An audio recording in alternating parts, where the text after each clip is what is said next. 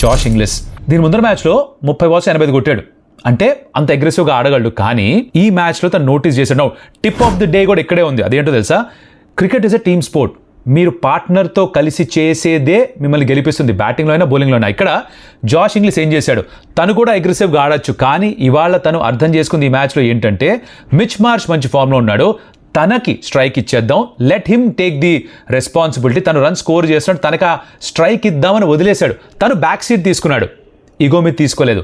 It's about partnership. ఇద్దరు కలిసి కట్టుగా ఆడారు కాబట్టి అడపాదడపా లూజ్ బాల్ దొరికినప్పుడు తను బౌండరీ స్కోర్ చేశాడు, కానీ ఎక్కువ శాతం స్ట్రైక్ మిచ్ మార్ష్కి ఇచ్చాడు. This is something need to learn. ప్రతిరోజు మంది కాదు, మీరు ఫామ్లో ఉన్న మీ పార్ట్నర్ ఇంకా బాగా ఆడుతుంటే, ఆ రోజు స్టార్ట్ తనకి బాగా వచ్చుంటే తనకి మీరు స్ట్రైక్ ఇచ్చేయాలి యాజ్ బ్యాటర్. ఇది నేర్చుకోవాలి. It's very important. It's give and take. ఎప్పుడు నాదే ఎప్పుడు నేనే అంటే మనం ఇండివిజువల్ స్పోర్ట్ ఆడుకోవాలి.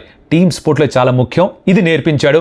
This is the tip of the day for any youngster watching. He scored 32 balls run ball కంటే తక్కువ. ఇదే 32 balls 85 కూడా కొట్టాడు. అలా ఆడగలడు, ఇలా కూడా ఆడగలడు. ఈ మ్యాచ్కి ఇలా ఆడడం చాలా ముఖ్యమని అర్థమైంది అనమాట. తర్వాత